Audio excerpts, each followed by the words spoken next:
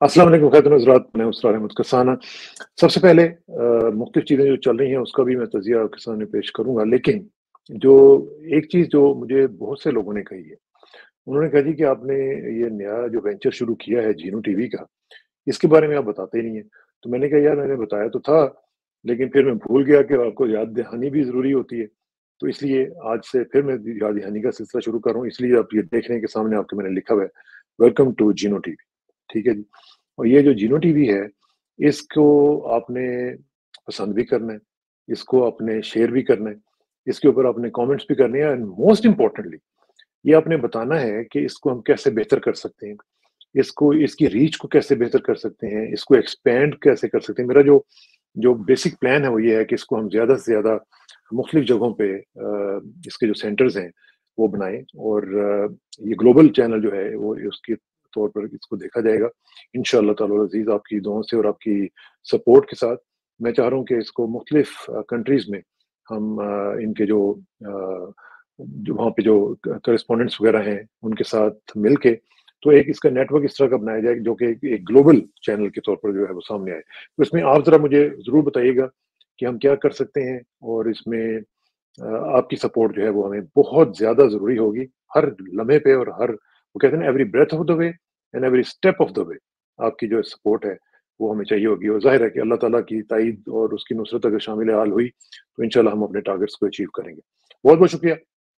और इसको ज़रूर आपने सब्सक्राइब भी करना है क्योंकि जितना ज़्यादा आप सब्सक्राइब करेंगे, उतना ही एल्गोरिदम जो है वो हमें आगे फैलाने की कोशिश करेगा। और ये मैं आपको बताता चलूँ मैंने आपको कई दफ़ा पहले भी थोड़ा-थोड़ा धीमे अल्फाज में ये बताया था कि जो हमारा ख़ास तौर पे जो सोशल मीडिया के चैनल्स हैं, ये आज से नहीं, ये रेज़ीम चेंज ऑपरेशन के साथ नहीं, इससे पहले से ही हमारे जो चैनल्स हैं, उनको स्लो डाउन किया गया है। और उसकी वजूहात कई हैं, वो मैं आपको किसी दिन बताऊँगा। लेकिन आजकल तो फिर बहुत ही ज़्यादा माशाल्लाह मोहब्बत हो रही है, तो इसलिए जब तक आप सपोर्ट नहीं करेंगे, जब तक आप इसको अपना एक रोल प्ले करते हुए आगे नहीं लेके जाएँगे, तब तक हम कुछ भी नहीं कर सकेंगे। अच्छा जी, अब ज़रा चलते हैं प्रोग्राम की तरफ, लेकिन हस्बे मामूल सबसे पहले इकबाल रहमतुल्लाह अलैह। तो इकबाल का बड़ा ही खूबसूरत शेर आपकी खिदमत में पेश है। इकबाल ने फरमाया कि खिरद के पास खबर के सिवा कुछ और नहीं।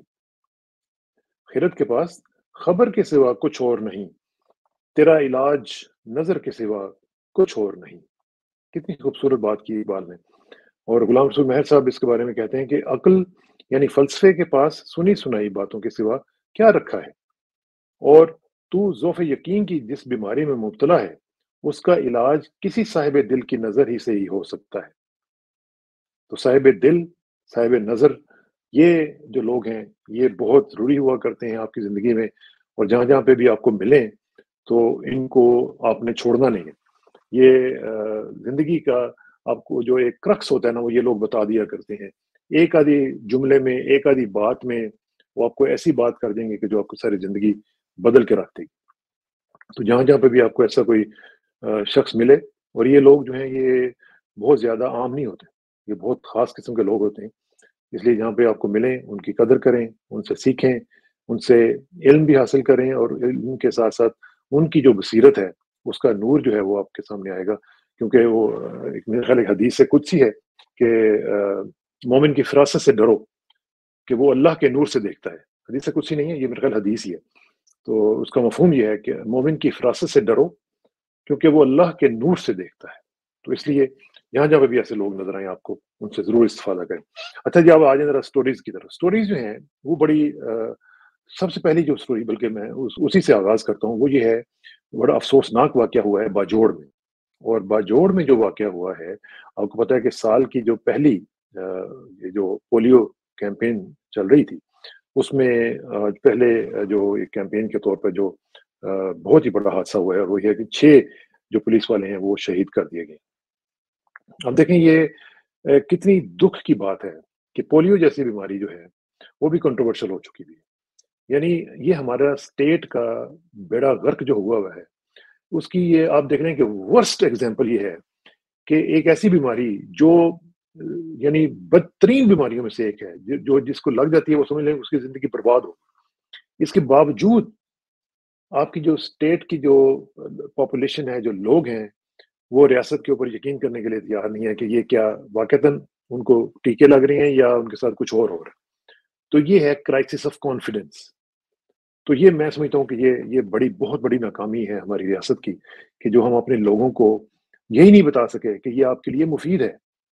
دیکھیں نا, جب کوئی ہاسپٹل میں جاتا ہے تو وہ دیکھتا ہے کہ یار یہ ڈاکٹر جو میری جو ڈائگنوسس کر رہا ہے, جو اس کو علاج کر رہا ہے, اس کے اوپر اس کو 100% یقین ہوتا ہے, کیونکہ یہ ڈاکٹری کا پیشہ جو ہے یہ ایک مسیحائی ہے, یہ بہت بڑا پیشہ ہے.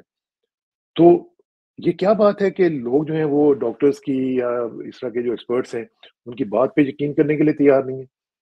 یہ ہے وہ crisis of confidence in the state of Pakistan جو ہم نے کریٹ کیا ہے over the last few years.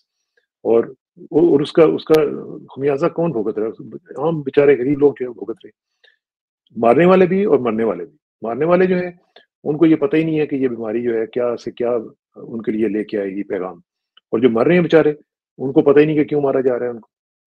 دیکھیں نا, جو 6 بندے اب جو پولیس والے شہید ہو گئے ہیں, ان کا کیا قصور تھا؟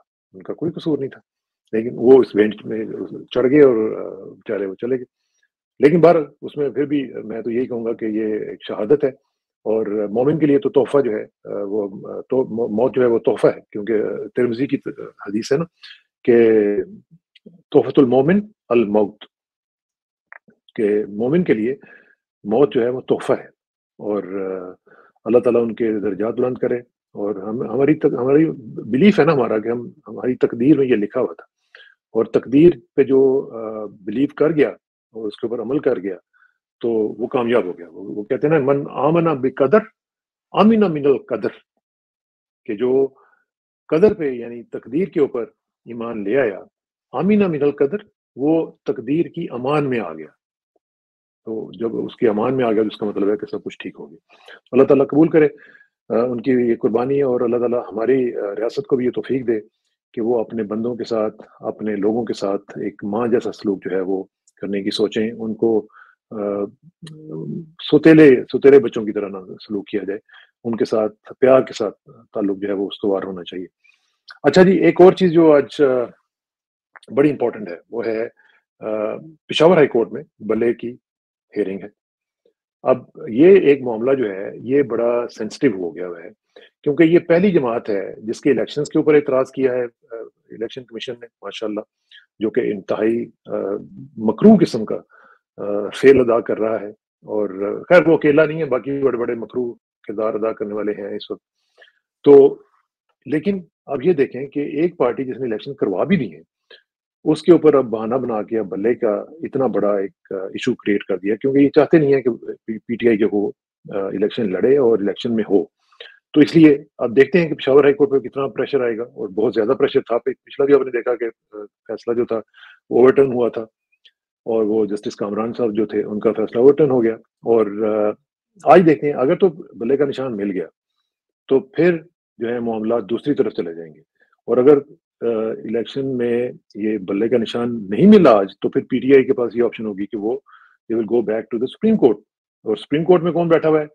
وہ بھائی صاحب جو ہیں وہ 10 انگلیاں لے کے, جیسے وہ فنگر کہتے ہیں نا کہ فنگر پوائنٹ کرتے ہیں آپ کی طرف, تو کچھ لوگ تو کہتے ہیں نا ایک آپ فنگر کرتے ہیں تو باقی 4 آپ کی طرف ہوتی ہیں, 3.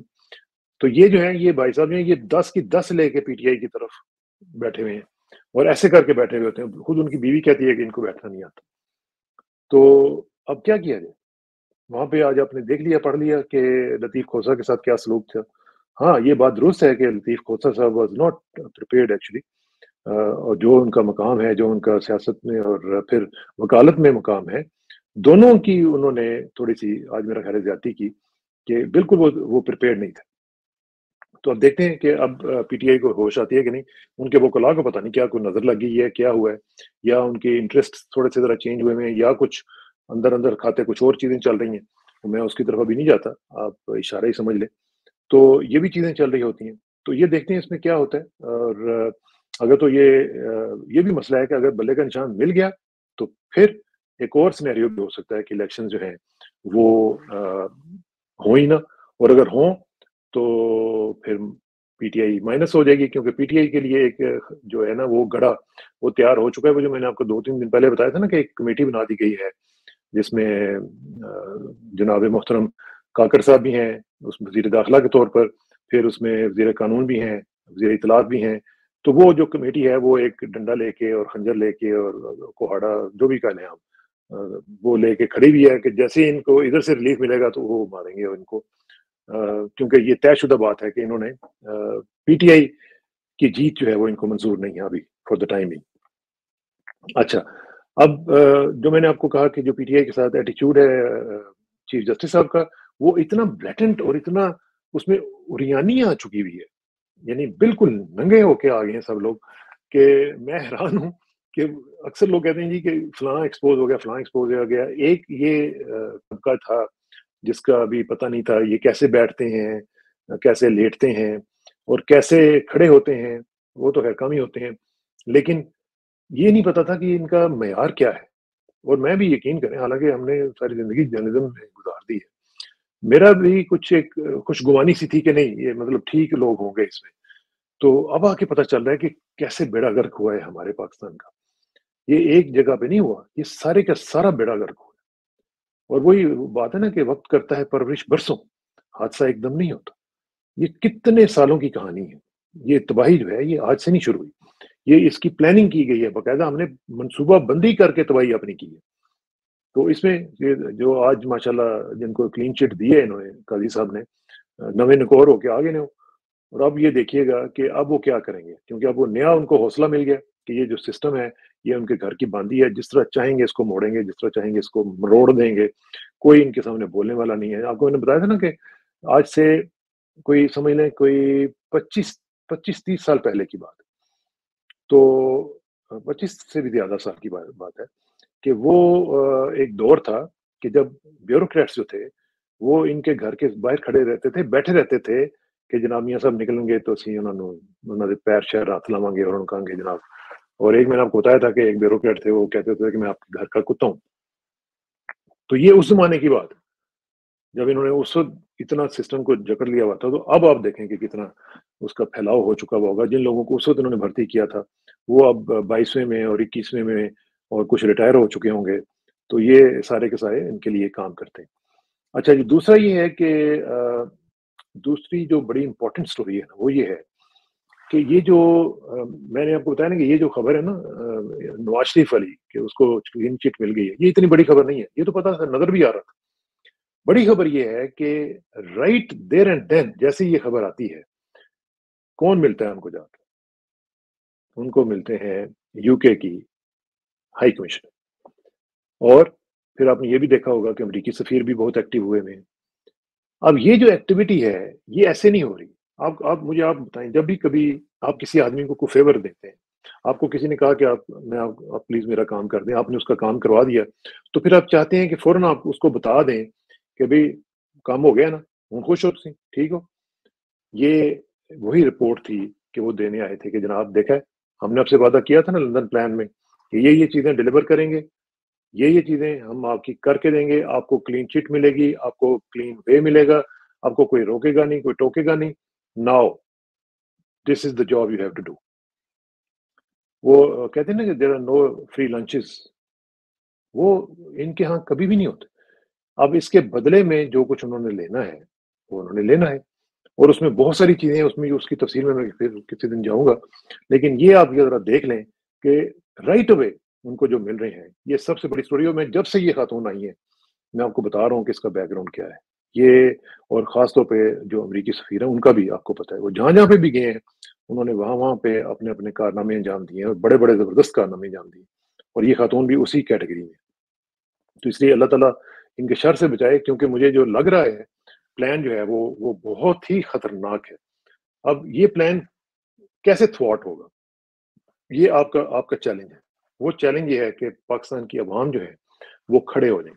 वो ये सोच के खड़े हो जाएँ कि ये एक प्लान आ चुका हुआ है, उसके ऊपर अमल करने वाले इकट्ठे हो चुके हुए हैं और वो पाकिस्तान को तबाह और बर्बाद करने के ऊपर दरपे हैं और हमने ये होने नहीं देना। तो तभी आप बच सकते हैं, वरना वरना मुझे नहीं लगता कि कोई चीज़ इसके अलावा कोई आपको बचाएगी। तो ये इत्तेहाद और इत्तेफ़ाक और जगानगत के साथ होगा, ये वैसे नहीं होगा, ठीक है ना? तो इसलिए मेहरबानी करके इसको इसके ऊपर आप सोचें और इसको इस बातों को फैलाएँ कि जब तक ये आप मिल के नहीं चलेंगे, कुछ भी नहीं होगा। अच्छा जी, दूसरी तरफ देख लें कि जो सीट एडजस्टमेंट्स थी, वो हो गई हैं। इनका जो प्रेशर डाला गया था नून के ऊपर, और जो माने नहीं जा रहे थे जनाब, माशाल्लाह नवाज़ शरीफ साहब जो कहते हैं वोट को इज़्ज़त दो, उन्होंने टका के जनाब इज़्ज़त दी है, और उन्होंने कहा है कि जनाब आप जो कहते हैं कर लेते हैं। और उसमें उन्होंने तकरीबन 7 एमएनएज़ और इसी तरह 13 के करीब एमपीज़ जो हैं, वो उन्होंने जहांगीर तरीन वगैरह को दे दिए। और उसमें मोहतरमा फिरदौस आशिक अवान साहिबा जो हैं, वो इस वक़्त मुझे लगता है कि लूर-लूर फिर रही हैं।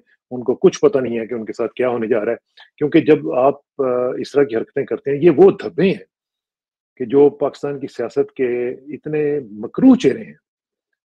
और मैं कुछ कहना नहीं चाहता, उनके साथ मेरा एक ताल्लुक रहा है, लेकिन जितना घटिया किरदार उन्होंने अदा किया है सियासत में, तो मैं उसके ऊपर अब क्या कहूँ? अल्लाह ताला इनको हिदायत दे। ये लोग एक छोटे से मफाद के लिए अपने आप को इस कदर घटिया लेवल पे ले जाते हैं, बेच देते हैं कि इंसान सोच भी नहीं सकता।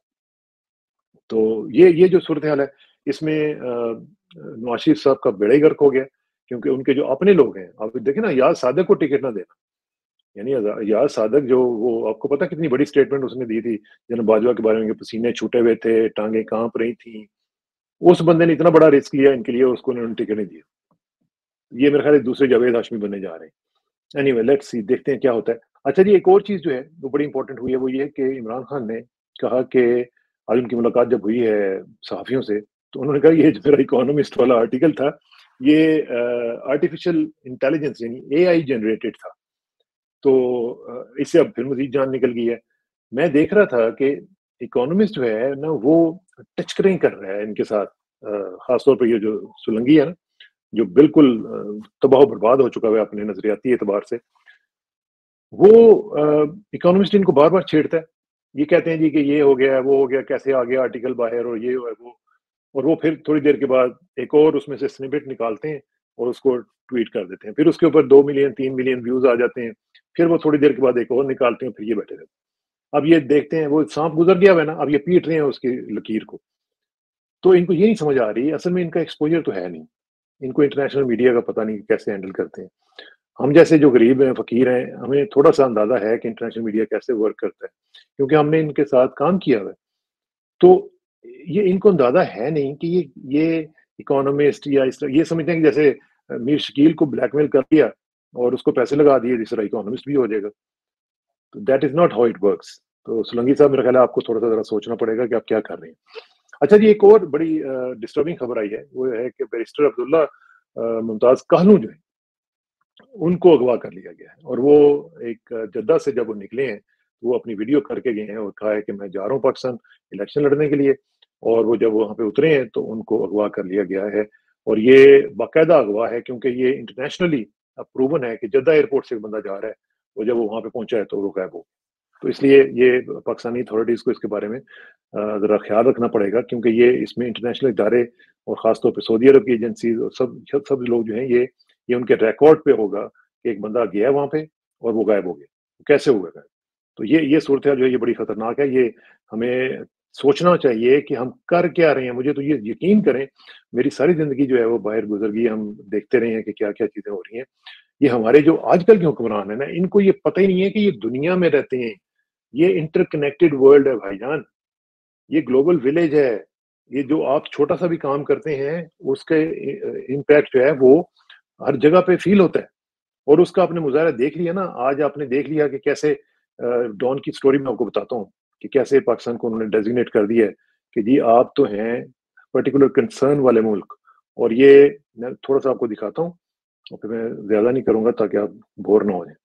अच्छा, ये देखें ये क्या है? Pakistan rejects it's biased and arbitrary placement bye US on religious freedom watch list. Pakistan को उन्होंने country of particular concern declare कर दिया है।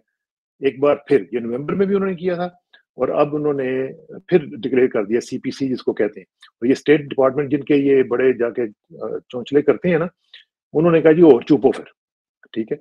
तुसी तुहाडी ऐसी तैसी, आप जो मर्ज़ी कर लें, हमने अपना काम करना ही करना है। और ये होती है बात कि वो एक तरफ से आपको कैरेट देते हैं, दूसरी तरफ से आपको स्टिक दिखाते हैं, और आप चुप करके बर्दाश्त करके बैठे हुए हैं। अब उन्होंने कर दिया है, अब फॉरेन ऑफिस जो है वो लकीर पीट रहा है कि जनाब नहीं जी नहीं, हम तो इसको नहीं है, ऐसे नहीं है, اور انہوں نے اپنی پریس ریلیز جاری کر دی ہے اور اس میں انہوں نے چائنا کو بھی ڈال دیا, دوسروں کو بھی ڈال دی. ٹھیک ہے جی. اب یہ جو صورتحال ہے یہ بڑی پاکستان کے لیے کنسرننگ ہے کہ ابھی کیا ہو کیا رہی. آخر میں ایک چھوٹی سی سٹوری میں آپ کو بتاؤں, پھر ٹائم ہو گیا, ذرا لمبی ہو گیا ویڈیو, سوری. نجم سیٹھی کا انٹرویو آپ نے دیکھا ہوگا کرن تھاپڑ کے ساتھ, اور اس میں وہ بہت ہی بائسڈ انٹرویو, آپ کو پتہ ہی نجم سیٹھی بات کر رہے ہوں گے تو کیا کر رہے ہوں. ایک چیز انہوں نے باقاعدہ طور پر کہہ دی ہے کہ انہوں نے کہا کہ اگر تو اسٹیبلشمنٹ نے یہ سوچ لیا کہ ہم ریزلٹس مینج الیکشن کے کر سکتے ہیں تو پھر الیکشن ہو جائیں گے, اور اگر انہوں نے یہ دیکھا کہ ہم مینج نہیں کر پاتے تو پھر الیکشنز نہیں ہوں گے. یہ انہوں نے واضح طور پر کہہ دیا اس انٹرویو میں کہ الیکشنز تب ہوں گے جب جو ریزلٹس ہیں وہ مینج ہو سکیں گے, اور اگر نہیں ہو سکیں گے تو پھر ریزلٹس ہیں وہ الیکشنز نہیں ہوں گے. اور یہ بھی انہوں نے واضح طور پہ کہا ہے کہ اس وقت عمران کی بہت زیادہ لیڈ ہے, خاص طور پر کے پی میں. پنجاب میں بھی انہوں نے کہا کہ لیڈ ہے, لیکن پنجاب میں وہ کہہ رہے ہیں کہ زیادہ نہیں ہے, مطلب انہوں نے کہا نون کو بھی تھوڑا سا اوپر اٹھانا تھا. اور باقی جگہوں پہ انہوں نے کہا سندھ میں بھی نہیں ہے, اتنی بھی نہیں ہے, لیکن کے پی میں ان کی لیڈ ہے. لہذا اگر وہ مینج نہیں ہو سکتا ہوگا تو الیکشن نہیں ہوگا, اگر مینج ہو گیا تو پھر الیکشن ہوگا. تو لیٹس سی کیا ہوتا ہے, اور یہ اس طرح کی جو چیزیں وہاں آپ کے ساتھ شیئر کرتے رہیں گے. آخر میں دعا کہ میری عزت کے لیے کافی ہے کہ میں تیرا ہی بنتا ہوں, میرے فخر کے لیے کافی ہے کہ تو ہی میرا پروردگار ہے. تو بالکل اسی طرح جس طرح میں چاہتا ہوں مجھے بھی اسی طرح بنا دے, طرح تو چاہتا ہے. اس پر دم بتو مایا خیش رہو, تو دانی حساب کم و بیش رہو. مجھے سرکسانہ کو کل تک کے لیے اجازت دیجیے, کل ملاقات ہوگی انشاءاللہ. اللہ حافظ.